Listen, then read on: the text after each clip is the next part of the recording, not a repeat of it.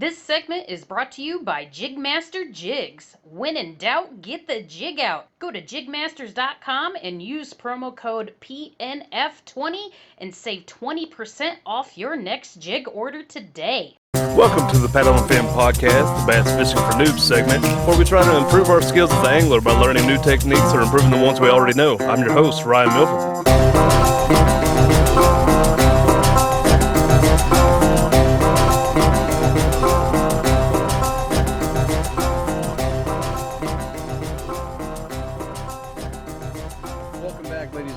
To the Paddle and Fin podcast. This is the Bass Fishing for Noobs segment. I'm your host, Sean Lavery. With me, as always, is my co-host, Ryan Milford. How's it going, Ryan? What's going on, man? Not much. We have a cool guest tonight. We were able to track down Jeff Little, who has quite a varied history with kayak fishing, and we'll let Jeff tell you a little bit about himself and all the different things that he's done. He has quite a history. So, Jeff, welcome to the show, man. I know you've been on Paddle and Fin before, but the first time on the Bass Fishing for Noobs segment. So, welcome. Thanks for having me. No problem, man. Yeah, why don't you go ahead and, for people that don't know who you are, introduce yourself, what you do, what you've done. You know, we kind of went over it a little bit. You're kind of like an OG kayak fisherman, So it's pretty interesting to see how you've seen it evolved over the years. But yeah, go ahead and introduce yourself and all that good stuff. So I grew up fishing the Upper Potomac River, not far from D.C. I grew up in Rockville, Maryland, and anywhere between Swains Lock was the closest place I could bike to as a kid, on up to Brunswick, Maryland. That was my home water as a kid. And once I got my driver's license and was on up into Washington County in the upper portions of the Potomac, doing some smallmouth fishing, staying out all night, soaking chicken livers for channel cats, that kind of stuff. Went to the University of Maryland, and soon after I graduated in '98, I was doing a lot of float trips with my buddies. We go out and camp on islands, and I started going out on my own a lot, doing more smallmouth than catfishing, and I just got tired of being blown around in a 17-foot aluminum Grumman canoe on windy days, and I said, "There's got to be a better way." And that a really windy March day where I couldn't even paddle downstream, kind of put the idea in my head, I bet a kayak would work. So late '90s, I bought it was an Old Town Predator Loon 138 and started fishing out of it. Flipped it in some whitewater, lost a bunch of gear, lost a lot of, I got good and hypothermic. I was wearing a hooded sweatshirt and pair of jeans, and, did everything wrong, but I popped up with this resolve to, I need an education. I need to do this right. And I knew I was just, there was no roadmap for how to fish out of a kayak, but I said, well, what is out there is whitewater paddling. And I know you can take classes, and I got in a different boat. It was a Perception Access. It was one that actually has a skirt, and you get down inside of it and you can do rolls with it. And I did swiftwater rescue classes, beginning whitewater, intermediate whitewater. Eventually, I earned American Canoe Association certification as a paddling instructor. So I got good at whitewater, and I was busy with the Potomac River Smallmouth Club as the trip coordinator, and eventually was president of that organization. But I did a lot of trips, and I did a lot of exploring, from as far north as New York State. We did a lot we did the Allegheny in Pennsylvania, even before it dips up into New York, but as far south as some of the Tennessee Valley drainages in Southwest Virginia. So a lot of exploring and finding new water. But with the American Canoe Association certification, I started a business called Blue Ridge Kayak Fishing, and I taught kayak fishing skills to would-be kayak anglers when it wasn't even, when you'd say kayak fishing back then, people would look at you like, what are you talking about? Like, you're doing Yeah. what in a kayak?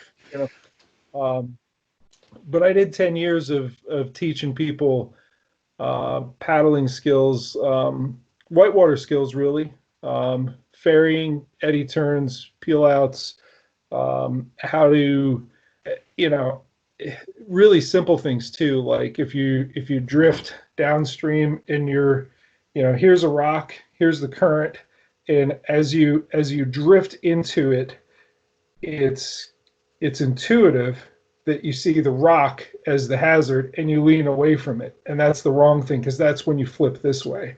You have to train people doing the rock broach drill. And here's the rock, the current's drifting you into it, and I actually have them look away so they don't see it coming, and just feel it, and then you lean into it, and the current hits the bottom and rolls under, and then you can put your hands on it and push off, and you get around it without flipping. Simple things like that you're not going to you're going to get wrong the first time unless somebody does a drill with you to teach yourself the reaction, the muscle memory, the what it feels like to hit something sideways, and what it feels like to have all the water pile up on the upstream side and try to flip you. So I did 10 years of teaching people, like just going out on the weekends, and had a pretty good business rolling there. It was part guided kayak fishing trip, but it was definitely class. Like I wore people out. People referred to it as kayak fishing boot camp. And I know that Juan Varut kind of picked up the that title of a class, and he kept going. So about the time that Juan was thinking about doing that, he came to me and he was like, "Hey man, I love what you're doing. I think it's great for the sport. I think you're doing a great service to people. But I don't want to step on your toes, and I don't want to be running. I want to do what you're doing, but I don't want to." He didn't want to piss me off, basically. And I was at a point in my career where I had changed jobs. I was working at a nursing home, running the kitchen. I have a nutrition degree from University of Maryland, and I switched from one place, one facility was very stable, to one that was chaotic, and it was a hostile takeover. It was a lot of me doing a lot of the work and firing people and training people the next morning, and I couldn't continue on as a kayak fishing guide because I couldn't be counted to be there at the ramp where I said I'd be at 7 a.m. to do the class. So at that point, I kind of gave up on doing it, but I really loved the teaching people, and kayak fishing was getting some traction. So that's when I started teaching these things right here, the video cameras. I started before Yak Attack had their boomstick or any of that. I was, going to Ritz Camera and buying, monopods and putting a lot of pool noodles and duct tape on them to make it work. And it really, really starting in 2009. That's when I started producing content. 2010, 2011, somewhere in that frame, that period of time, I did I produced 4 DVDs, and the first one, if there's something that your viewers, one thing that your viewers can take out of it, but is to watch my first DVD, and I'm not sell them anymore. I just give them away. If it's funny, I go to outdoor shows and I say, "Do you own a DVD player?" And people are like, "Yeah, maybe. I think my laptop does, or my Xbox will play it, but it's all on YouTube." So if you go to my YouTube channel, it's called The Little Stuff, and if you type in River Kayak Fishing Skills DVD. That has so much of that paddling skill knowledge that is pretty critical. It's not just paddling skills; it's logistics. It's knowing how to set up a float trip, knowing how to research an area before you fish it, knowing how to do forage assessment, like really look at, start flipping rocks and, kick around in the grass and see what you can pull up to know, what's the bug life there? What is the, invertebrate, type forage species that are there? What kind of bait fish are they going to be eating? Those are the kind of things that I was teaching in a kayak fishing class, as well as stealth approaches, and maintaining boat position. A lot of these, fishing skills, in addition to the paddling skills. So that DVD, I think it's an hour and 20 minutes or something, is a really good primer for anyone getting into kayak fishing to learn some skills that'll hopefully keep them safe in moving water in particular. So, but from there, I moved on to 2.5 years ago. I got a job with Torqeedo, and I'd been using their motors for, I think 4 or 5 years prior to that, and that tool unlocks a ridiculous amount of ability with the kayak as a tool. I'll give you, for instance, tomorrow morning I'm meeting Marty Mood, he was one of the, I think he's the first one to win the Hobie Worlds, and he's been in the Navy, and I've fished for him with, for redfish down in Pensacola when he lived down there, but he lives up in Virginia now. But we're going to meet on Kent Island on the Chesapeake Bay, and with the motors, we're going to circumnavigate Kent Island. At least that's the plan. And we've looked at tides and wind, and we're using those to our advantage to be able to cover, at the bare minimum, it'll be 26.2 miles of trolling for striped bass. Wow. Now, and it'll be a long day, but it's, to paddle that or pedal that, you have to be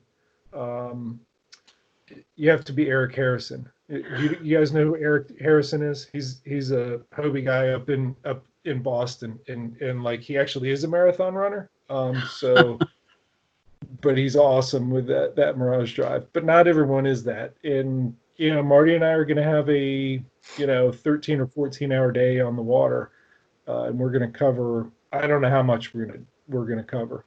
Remains to be seen. I mean, we're going to, when we find fish, we're going to park on them for a little while, but we got to keep moving to attain that goal. And certainly the Torqeedo Ultralight allows us to cover a lot of water, and it allows you to explore a lot further than you would normally. So, what size battery does it take to, like, for that kind of trip?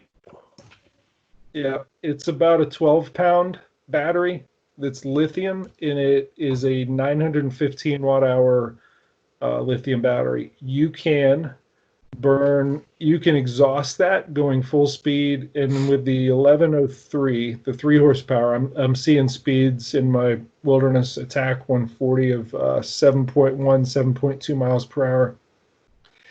If I did that, I'd only make it about 6.5 miles. But I'm not going to go at full speed for 53 minutes. I'm going to go slow burn, 3 mile an hour. And I think at 3 miles an hour, I have to look it up. I keep track of it on my phone. I'll tell you what it is. It'll just take me a second. But, I did this calculation to figure out, hey, can we actually pull this off? I looked at charts. I pulled down my Northern Chesapeake chart and looked at the key and looked at the maps and figured out, all right, 3/4 of an inch is a mile, and totally mapped it out. And I said, yeah, we're not going to kill ourselves, like stranding ourselves out in the middle of the bay doing this. But I'll give you speed and range. And I'm funny about, I always, on all my videos that I put up for Torqeedo kayak fishing, I put speed and range. In fact, I got a video going up right now that is all of the speed and range of all the different boats I've tested with that 3 horsepower electric outboard. All right, so the Attack 140 at 7.1 miles per hour, I can go 5.8 miles. A good trolling speed for striped bass is between 3 and 3.5 mile an hour. At 3 mile an hour, I can do 40.1 miles. Wow. Which is way more than I would do. So we're gonna have probably a trolling speed of 3.5 mile an hour. So at 4 mile an hour, I can do 25.2 miles of range. So somewhere between 3 and 4 mile an hour, which is there's a good trolling speed to get those big stripers. And I got one earlier this spring. It was 46 inches. I got them on the way in. And these are the fish that are heading back out. Like they've spawned and they're post-spawn, and they're making their way out. They heading up towards Eric Harrison, who I mentioned up in Boston. They're going right north. So my point is that with this, speed and range data that I've tested not in theoretical terms, but I test on a lake, not on a river, not on tidal water, on days where it's super, just there's no wind. So you take away all of those influences that can skew your data one way or the other. So I get good, clean data. But in a real world situation, the longest day that I've actually had with the 915 watt hour battery was actually trolling for striper early season on the Susquehanna Flats. And that day I covered 25.3 miles. So I'm looking to beat that. We have to beat that because even if I draw the crisp, the straight lines from point to point to point and just do it, it's 26.2. We'll see. We're going to film it, see how it goes. And I think next week I'm going to do the same thing, but at a slower speed, like a slower burn. And Jake Harshman and Juan Verut and I are gonna start off, but they're gonna leave me at some point, and it's gonna be a power fishing marathon with the ultralight, throwing spinner baits and chatter baits and swim baits and just going at that 0.8 to 1.1 mile per hour is a really good speed to just continually pound away with it, constantly casting out in front of you, just working a shoreline. I'm going to do it on raised towel, and I'm going to, log it with the Angler app log that keeps track of how far you go. And it'll be 2 days. It'll be 2 days, 2 long days of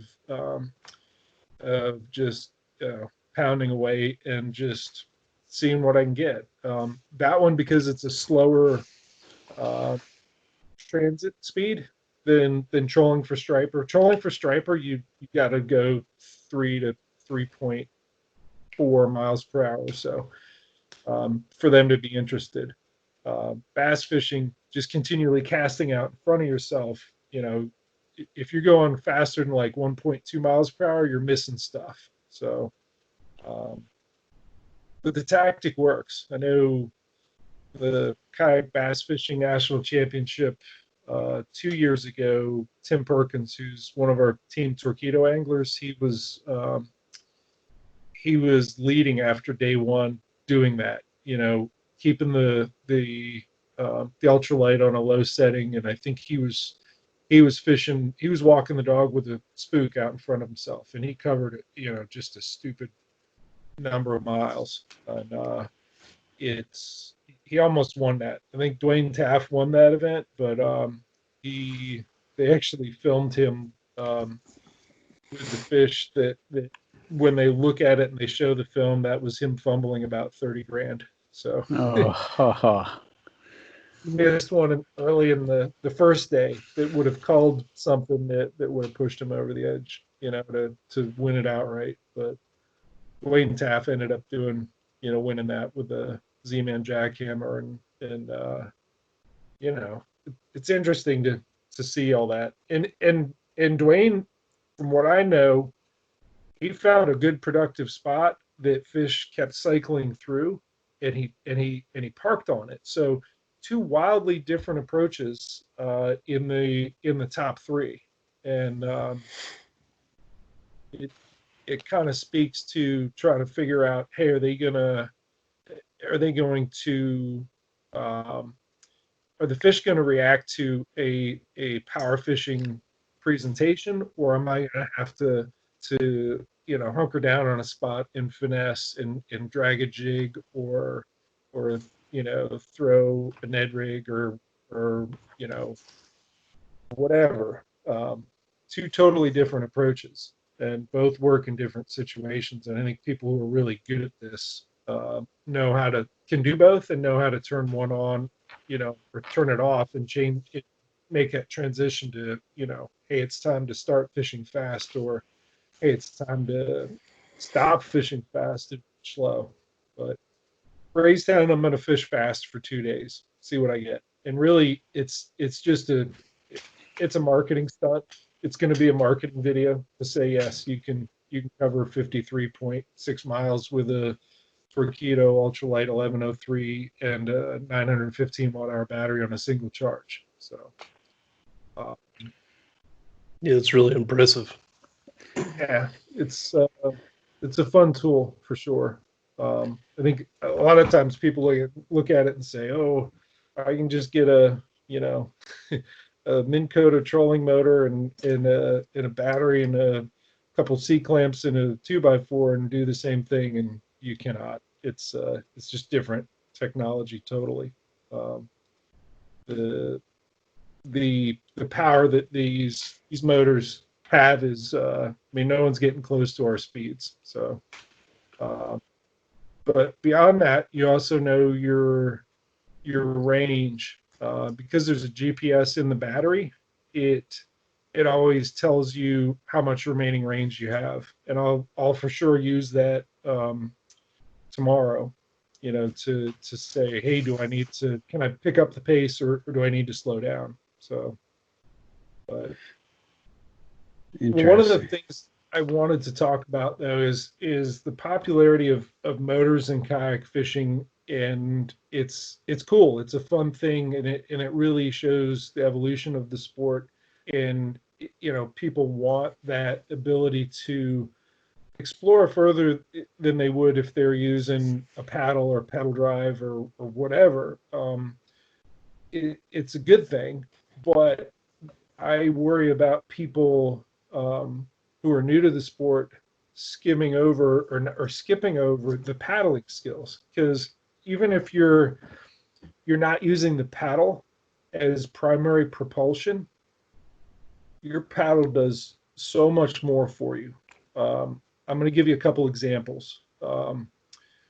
When I was down in Louisiana fishing with Dwayne Wally from Tourney X, and we were getting into some really nice shallow water redfish, and we got to areas that were just too skinny for the motors, and we had to lift them up. So you still needed paddling skills for that. And by the paddling skill that I'm gonna refer to in that situation has to do with stealth approaches. It also has to do with efficiency, but when your paddle blade comes forward and inserts into the water and it starts to come back immediately, you get a vortex of air and water on the backside of that blade, and it's noisy and it's inefficient. Whereas if you insert the blade like crisply and pause for a second and then come back, you get a clean seal on the back of that blade. And throughout the paddle stroke, you actually transfer more power because you're not dragging that mixture of air and water with you. You're also not spooking fish. So having good paddling skills makes you last longer paddling, because you're energy transfer to the act to moving the boat forward is better, but also you're not spooking fish. Another one is the draw stroke. I was on Lake Marburg 2 weeks ago, and I had a crosswind, and we were, skipping the Z-Man Zinkers up, into the flooded bushes, and the wind kept blowing me out of, where I could see, all right, I'm going to skip it. There's my trajectory. It's going to go in that little pocket and skip all the way to the base of that bush. So often I had to, let me see if I can do it. You put it in like this, and you draw it in. I know you didn't hear me for a second, but what I was showing was a draw stroke. And that draw stroke, instead of being, the wind has pushed you from there to there, but you needed to be there to get your cast, lined up. That draw stroke just pulls you sideways, and it lines up your cast. You have to do the same thing in whitewater, where if you're running a rapid and you're not quite lined up right, a series of sweep strokes may not get you there quick enough to really line it up. So, and embracing, learning how to, you take the paddle and you put it with the flat blade out to the side, and you push down on it. If you're tipping over, the instinct to brace, to put that flat blade out there and push down on it is so important. My screen just... You're freezing up on us, Jeff. But let's see. Oh, did we lose him? Yeah, it looks like we might have lost him. But I think paddling skills is like something that's really important, though.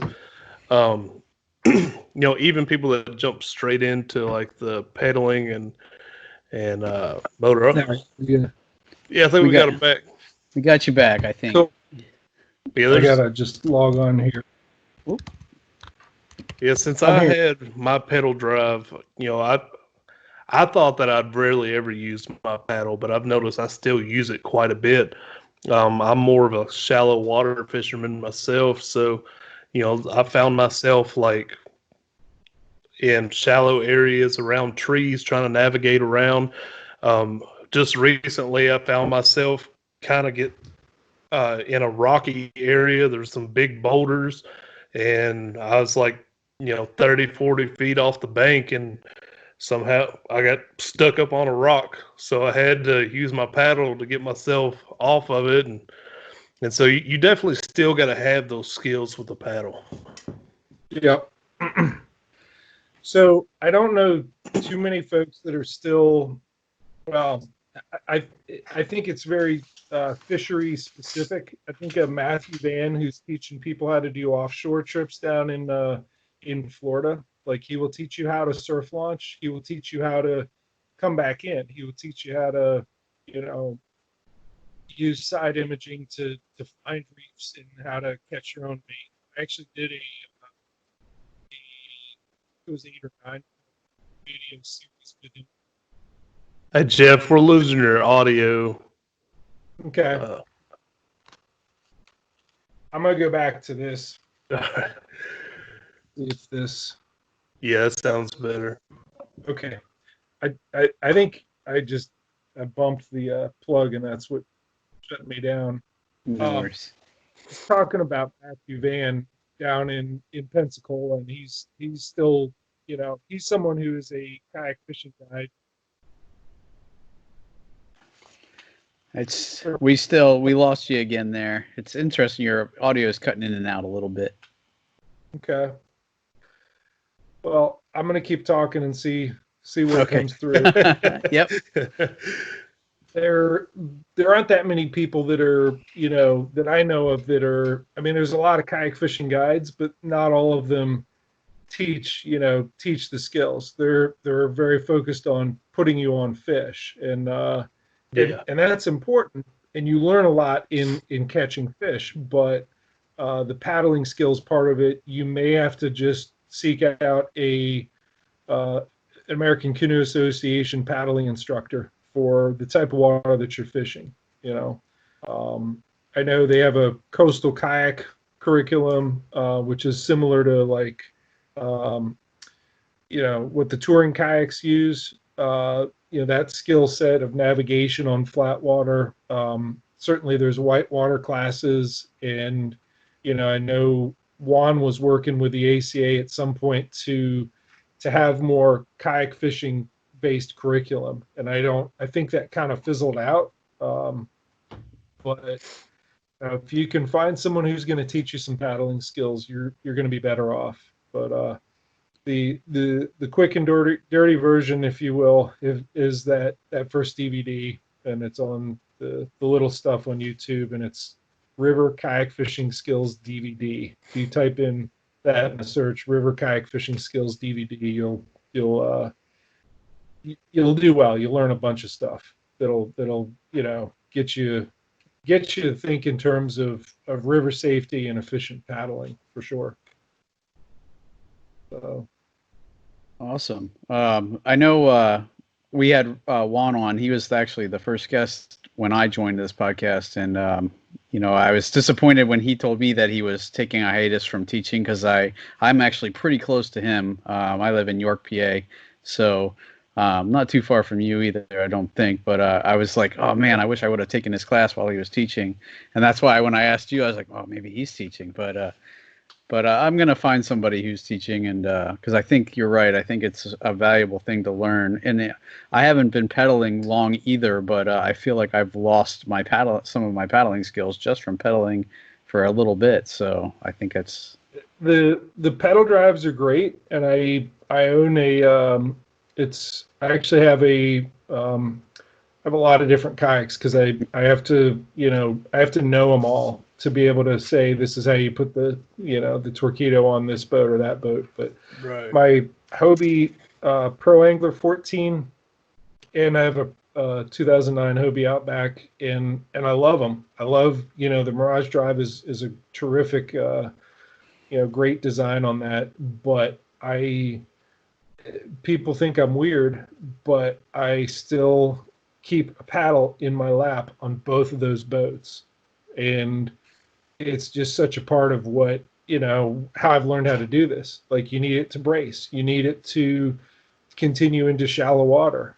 You need it for those quick little turns to get the bow of the boat into the wind. And the Outback, actually, I've paddled in some Class 2 rapids down on the New River, and it actually handles, you pull the Mirage Drive out, and it paddles fairly well for, a boat that you wouldn't think, hey, there's a whitewater boat. You just wouldn't think of it that way, but it actually does pretty well. So that's actually what I pedal, and one of the things that I first noticed when I paddled it to try it was that I have no foot bracing. There's no place other than the pedals to brace your foot.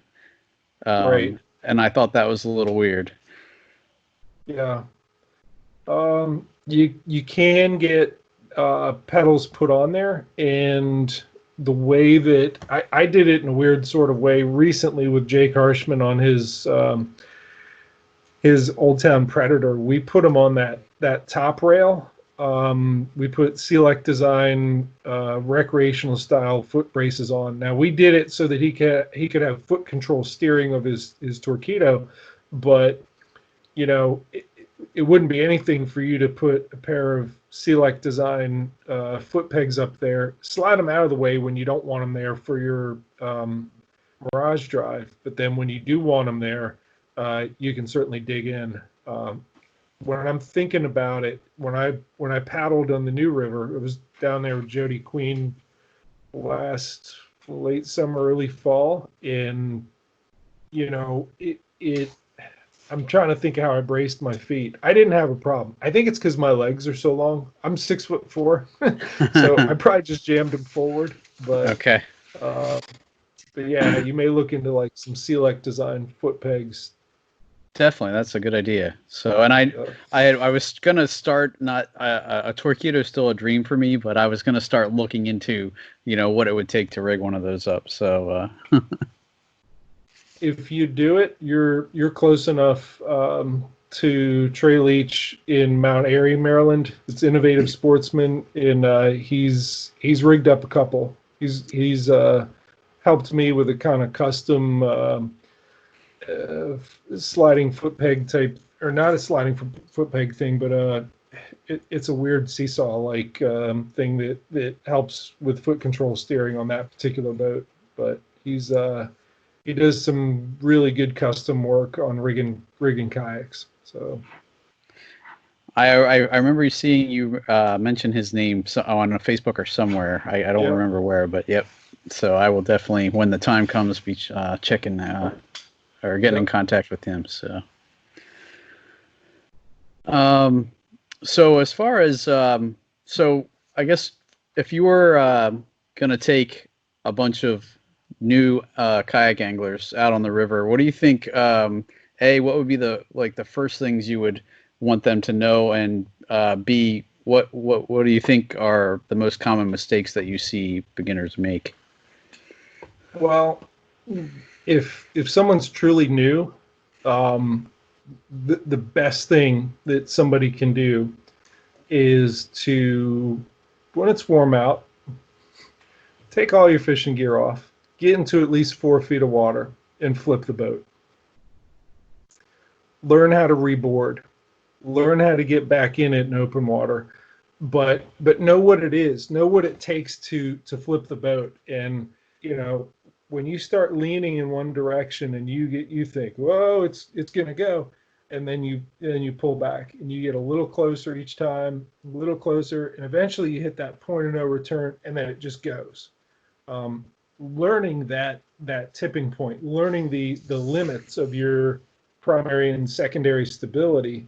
When I did that in my class for each of my students, immediately they started paddling more aggressively, and they weren't afraid. When you're afraid of flipping over because you haven't done it, you're more likely to flip than if you've done it and okay, I can lean this thing way over on its edge. And so that's an important thing. Flip the boat. There's a whole lot of information though to throw at someone in terms of I will say this much: if you're running a rapid, don't be afraid to you should scout it, and don't be afraid to portage it. Take your boat out around if you don't feel comfortable. There's nothing wrong with dragging your boat around a rapid that you do not feel comfortable doing. But if you're going to run it hard and fast, and if you can, hit it perpendicular to the drop and as fast as you can. One of the biggest mistakes that people who are new to it do is they get into, they get partway through a rapid and they're like, I think I'm in the right position, and then they stop paddling because their brain is processing, do I want to go there or do I want to come over this way? And it doesn't. Usually your route matters a lot less than how fast you hit wherever you end up going. Speed is stability. And if you stop paddling in order to try to make that decision that honestly you should have made when you were standing on a rock on the shore, scouting it, saying, all right, I'm going to turn here and then cut right, sweep stroke back left to get around that rock. Speed is, you got to keep your speed up. These boats have a tremendous ability to stay upright when you give them speed. So, and that's so counterintuitive. Just like the rock broach thing I mentioned earlier. The intuitive thing to do is to lean away from it because you're afraid of the rock. When what you really should do is lean into the rock and let the current slide under your boat. So. But none of these things you're gonna learn without doing. I mean, they can listen to me explain it on this podcast or on that DVD, but you have to get out and do it. And flipping the boat, is and getting as close as you can, or getting close to where you think it's going to go and pulling away, and then go a little further each time. That's a huge help. But then you also learn how to reboard, which we do lose people. People do die kayak fishing, and it's usually related to hypothermia. It's usually, Or cold not water. wearing your PFD. Yeah. Yeah. Wearing your PFD. I mean, that can't be said enough. And I always, I guess think it's a given. But the first time that I flipped, was in March, and I got good and cold, and I've been badly hypothermic before, where I just couldn't function right. Um, but usually, what gets people, what actually kills people when they're kayak fishing, is early season, late season, and the air may be warm, but the water's cold, or vice versa, and they get wet, and they get in the water, and they can't, they get cold enough, and they can't figure out how to get back into the kayak in open water. So certainly that is something that's on my mind tomorrow, because we got a pretty strong 12 to 14 mile an hour easterly wind that we're going to ride across Eastern Bay tomorrow morning. Um, but I know both Marty and I can reboard if we need to. So, and because we've done it. When I first started, I took a class at my local outfitter. They offered one, and that was one of the first things they covered was they had you flip your boat, get back in, and just do it repeatedly until it was something you could do. And I agree. I think that's definitely a great skill you should have, and especially if you're going to be out in times when you might need to do it quickly. So. Gear wise, one of the things I would recommend for someone who's new to it, or even if they've been doing it a couple years, get a dry bag and keep a set of a spare set of dry clothes. Um, I cover this in a video I did on reboarding that I did with Juan last winter. We flipped in 30 some degree water to show, hey, here's the process. Um, and part of it was going through the contents of a dry bag. And I had a fire starting kit with a Zippo lighter, because Zippo lighters are pretty easy. They don't require a whole lot of thumb dexterity like a Bic lighter would. You know, I had cardboard and fire starting material, and more importantly, dry clothing. When you get wet and you're hypothermic, you gotta be you gotta get yourself dry. So a set of dry clothes in a dry bag is an important thing. So Definitely. Go ahead, Ryan. You have a question? No, I was just gonna say I keep a dry bag on my kayak with a bunch of essentials in it, with my rain gear, a first aid kit, baby wipes in case Mother Nature hits. yeah, But that's one thing I do need to add to it is extra set of clothes. I don't keep an extra set of clothes, so that's something I need to add. Definitely, I need to do so that too.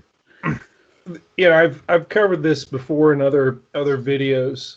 I think I did one a couple years ago on hypothermia prevention and mediation.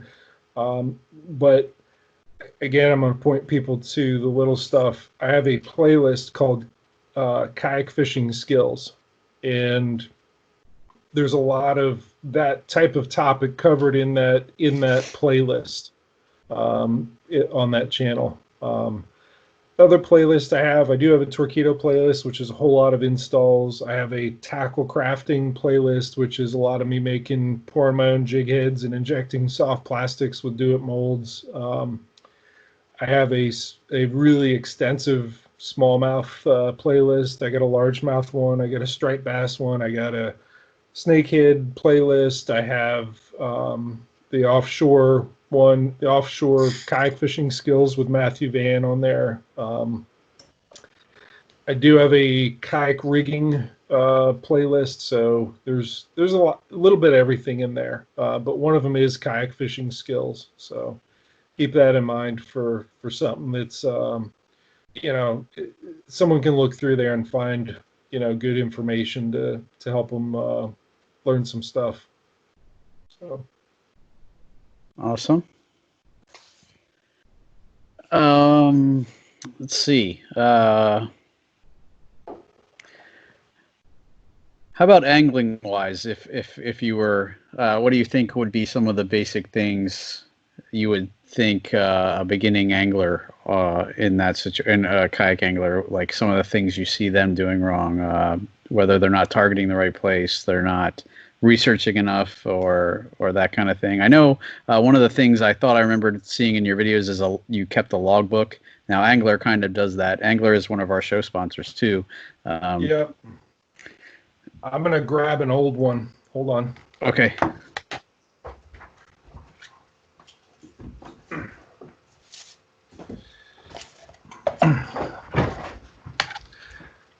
So for every fishery, there's a very there's a dominant thing to watch, a dominant piece of data. Like angler will capture the barometer and wind speed and temperature and all this other stuff, but on rivers, and this is a really old composition notebook with where I fished in different, each one of these tabs is different different rivers or different watersheds, and these are just different trips that I've done. This one looks like the main stem Shenandoah, and what I wrote is the Millville gauge went from 4.9 to 4.75 feet and was decreasing. I have a little down arrow, and then I wrote whatever I caught and what the water temperature was. But for rivers, it's stream flow, and I kept track of stream flow for a number of years until it was just in here. So this is just a relic to me. I don't consult this anymore, but I've done so many river trips that I know if someone says, hey, let's go down to the North Anna, and I say, well, what's the gauge and how much rain did we have above Lake Anna, and are they going to open up floodgates at the dam, and are we going to be able to do that float trip, that fall on float trip, which is an amazing float trip on small water, or will it be a 8.5 mile shin bashing death march because there's not enough water in that river. So you learn that kind of stuff for what I'm doing tomorrow. I'm going out on the bay. It's wind speed, man.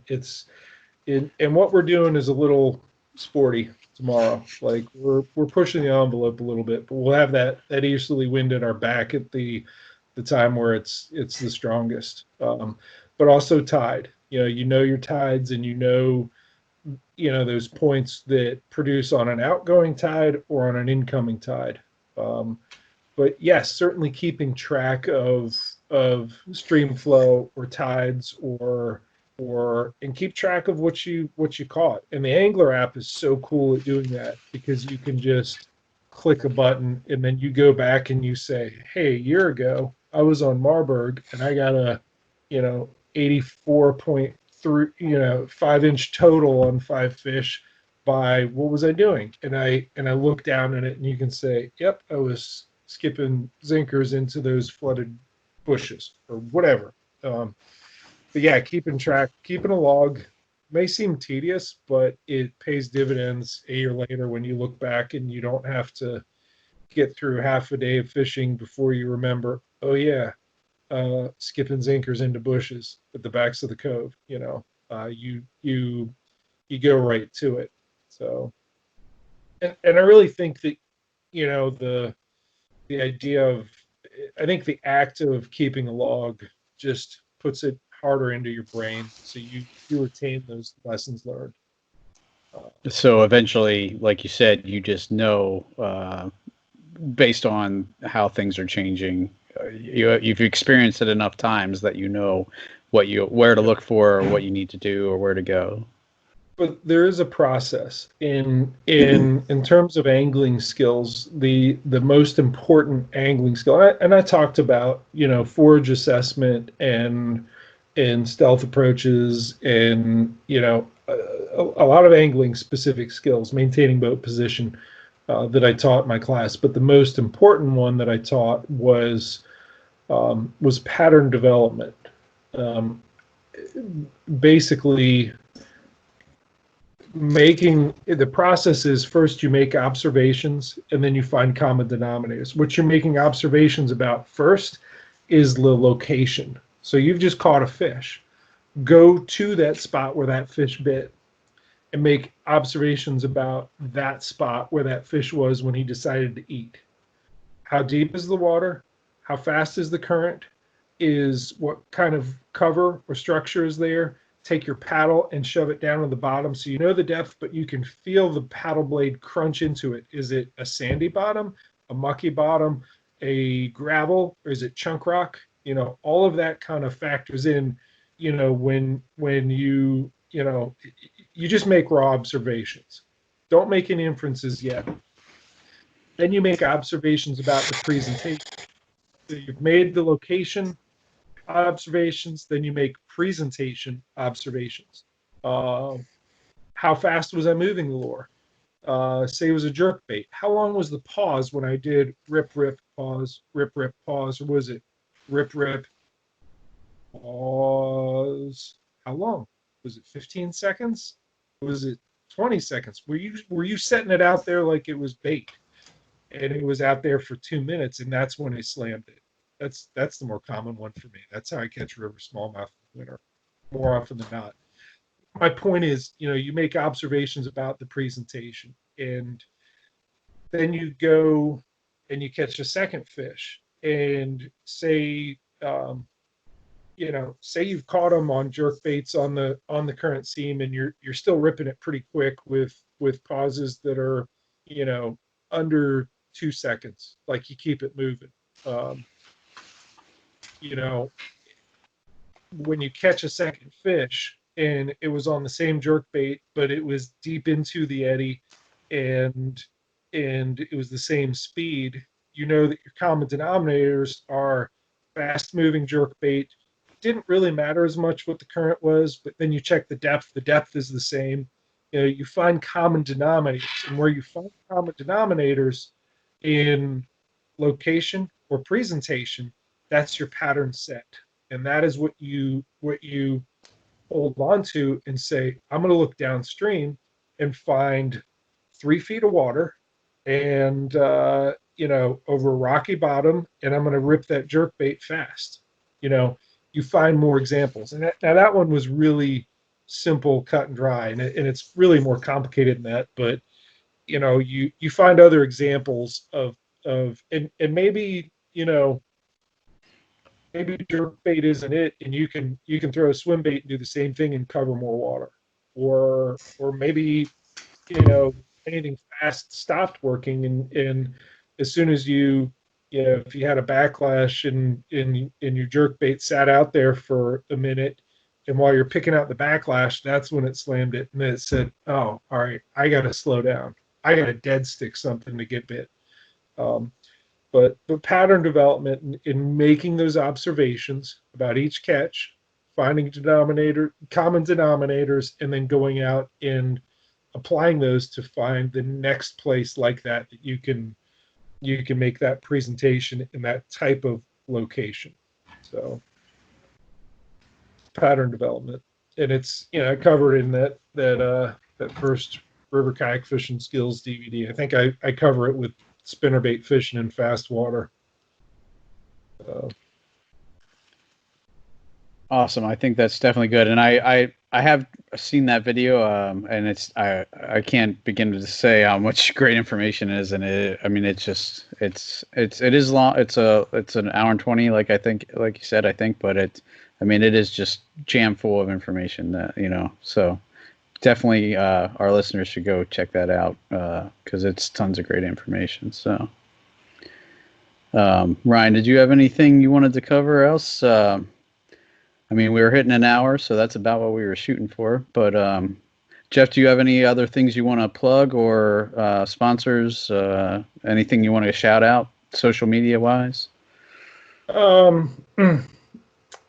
Not really. Just take a paddling class if you can. That'll keep you keep you safe, and definitely get your dry bag going, and you know be safe out there. That's it. Awesome. Yeah, appreciate you coming on and talking. There's a lot of good info, especially for somebody that's just getting into kayak fishing and learning to paddle and all that. Um, were were you wanting to shout out like sponsors and stuff, or you know? I can obviously Torqeedo. I wouldn't be. It was a 3 years ago.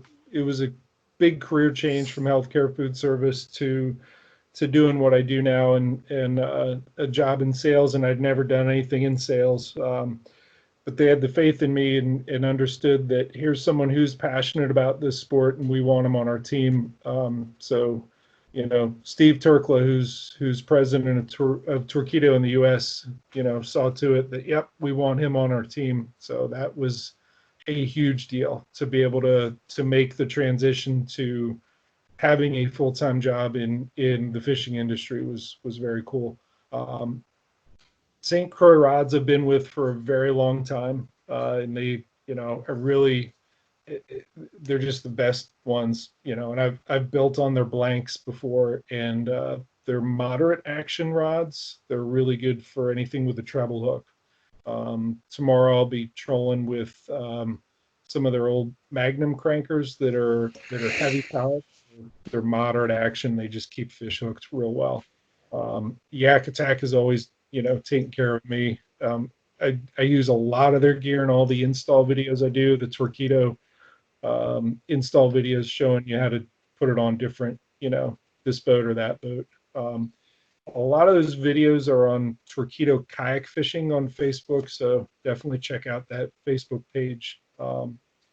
Z-Man is another one of my sponsors, and NRS. I will be wearing my NRS bibs tomorrow because we're going to get soaked. We are going to get totally soaked, even though it's not. We're going to be, but it'll keep me dry, and that's very important. So, but thank you guys for having me on. And if any of the listeners have paddling related questions, please find me on social media, and you can also shoot me an email. My email address is jeff.little@torqeedo.com, which is spelled without the U, TORQEEDO.com. And I'd be happy to answer questions, or find me through Messenger. Happy to help folks.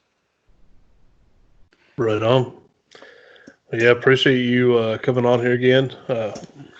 You want me to do the outro? You want to do it? Go ahead, give it a try. I don't think I've done it before. All right, guys. It's been Bass Fishing for Noobs. We're bringing you the tips and tricks to help you rip more lips. There you go. Later, guys. See you guys. Thanks for tuning in to another killer episode on Paddle and Fin. Don't forget to go check out our website at paddle_and_fin.com. Don't forget to check out the YouTube channel at Paddle and Fin. If you got a question, comment, want to hear from a future guest on a future episode, feel free to email us at paddle_and_fin@gmail.com. Don't forget to follow us on social media at Paddle and Fin on Facebook and Instagram. Shout out to our show supporters, Angler. The Angler button and app just makes for a better time on the water and creates a virtual logbook for every fishing outing out on the water. Shout out to Rocktown Adventures, located in northern Illinois, for all your kayaking, camping, and hiking needs. TRC Covers, protect your investment. Catch Products, shout out to Catch Products. Go to catchproducts.com and put the Paddle and Fin logo directly on your catch board. Shout out to Jig Masters Jigs. When in doubt, get the jig out. Go to jigmasters.com, use promo code PNF20 and save 20% on all your jig and tackle needs.